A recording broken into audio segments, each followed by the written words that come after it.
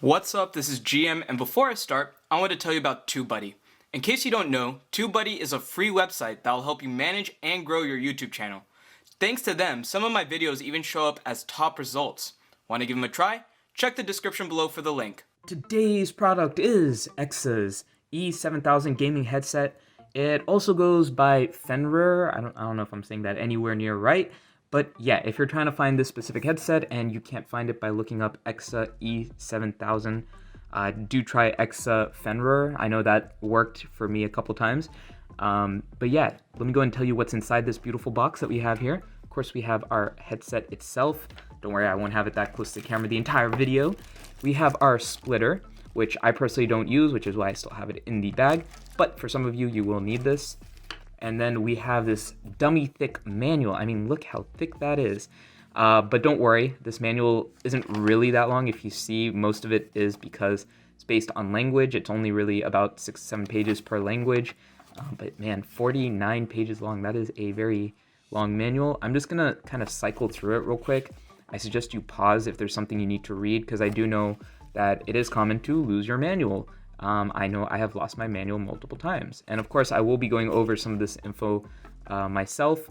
But if you need the more detailed or the exact information, you can look at this. I only did the English because I am not going through 49 pages of manual. That is just ridiculous for me to do anyways. I'm gonna go ahead and move this out of the way and show you our beautiful headset that we got here. Look at this sexy beast that we have going on here.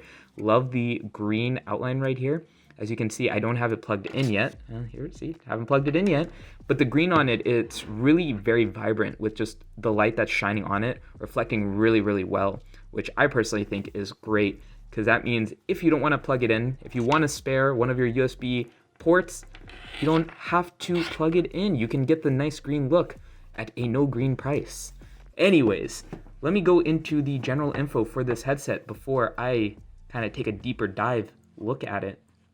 So, keep in mind, link for this product in the description below. It's always in the description below. Check the description below. Anyways, we have some good info on this. 120-degree rotatable microphone, 50mm over-ear speakers, works on PC, Xbox, PlayStation, Switch, Apple, and more via 3.5mm aux cable. Again, it does have the splitter if you need to do that. So, let me pull the box back over here, so if there's any info that I didn't go over, because, some of this info is very generic. You don't really need me to go over, because, this kind of stuff is usually going to be true for every headset, but I'll go and read off the box and show you. So PU leather ear cushions does make it very comfortable to wear. I think the longest gaming session I had with it on so far is about 4 to 5 hours. No fatigue as far as I can tell. And then, of course, we have these cool LED lights. What better description than cool? Unique design and fashion look, of course. Works on PS5, PS4, Xbox One, SX, Nintendo Switch, PC. Oh my gosh, a lot here going on. Of course, we have all this info as well, what came in the box, which I already showed you. Let me bring this a little closer. Power info, if that's important to you. Net weight, which probably is going to be important for some of you, because, if you wear a headset for a long time, it can start to feel a little heavy. Yeah, operating temperature, all that good stuff. Nothing on the bottom that's important. Let's go ahead and move that over. Although, I do want to say, I like the purple and green look we got going on. It's got like a poison feeling to it. Anyways, here we have our beautiful looking headset. So, as you can see here, it is adjustable. I'm not going to talk as I do that because it can be very loud and obnoxious. So, let me go and show you again. Adjustable, both sides. You can click it into place and it won't just fall out of the alignment. It is very sturdy. Of course, we have some cushioning on the top. We have some cushioning on the earpieces, which is very standard. You may notice that we have a button or switch here and volume controls here, which is actually very different.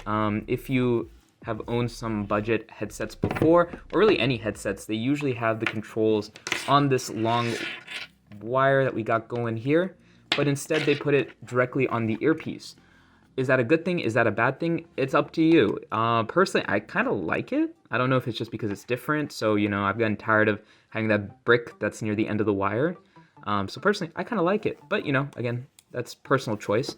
We of course have our mic here that does rotate back, rotates further back, but had it kind of impeding there. And then it is very flexible, which I personally think is a very big plus. A lot of budget headsets, what they'll do is they'll just go back and forth like this. It'll be a very, very sturdy piece of plastic that just sticks out, and it's kind of far away from your mouth. I like the fact that you can bend this closer to your face if needed. I think I already kind of said this, but again, button for muting and unmuting your mic, volume control for hearing through the earpieces. And actually, I like this because it feels like a little bit clicky as I'm scrolling through it. So it kind of lets me know that I'm not just freeing it through all the way. Inside, we have a nice little green pad.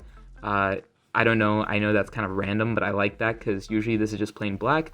I think they've gone the extra mile of making this headset look really, really nice. Let me go ahead and plug it in so you can see the color scheme real quick. This will only take but a second. And voila, let me go and unplug it and then plug it again so you can see that. Again, on the other side. And I'll turn off the light, but my camera's just gonna adjust anyways. My room still has a lot of light coming in, but now it's just not a lot of direct sunlight onto the headset.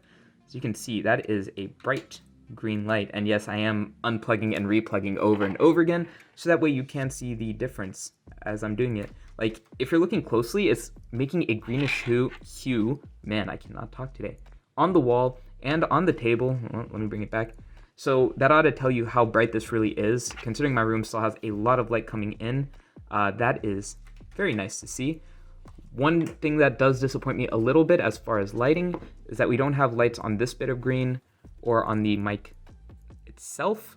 Not the biggest deal, because again, if you were to be in a decently lit room, so like, let's just turn this light back on, you could see it still looks very nicely green because of the paint or whatever they put on it. So either way, it still looks nice, but I think personally I would have liked it if they added some lighting on these. Again, not a big deal. Let me go and unplug that though. And let me go ahead and tell you there is an audio test that will be coming through this mic in just a bit. But in the meantime, let me go ahead and tell you how it feels in game. So when I use it in game, I actually really, really like it. I've reviewed a lot of headsets in the past. Some are amazing, some are meh. Most of the time, budget ones, you get what you pay for. This one, I say you get what you pay for and more. So the reason I say that is because when I used it, and I mostly used it on Valorant, that's usually my go-to game to test new gaming products, because it is the game I played the most, so I can tell very small variations in my gameplay. I felt like the audio quality was great.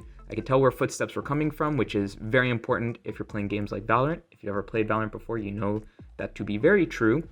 So overall, I felt like my Valorant game wasn't impeded.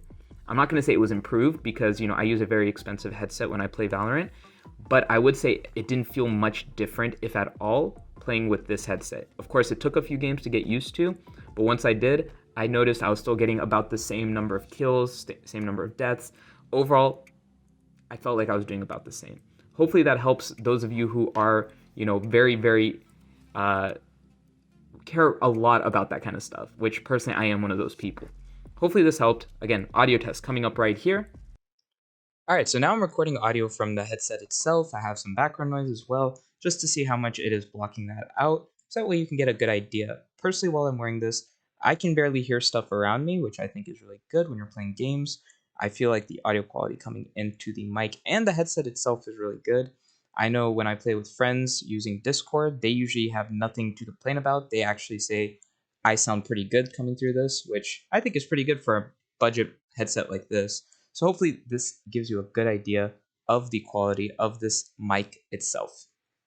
Alright, so that is it for this video. Link to this product, again, description below. Make sure you go check it out. I'd love it if you could like and subscribe. If you have any questions, leave a comment below as well. Thank you so much for watching.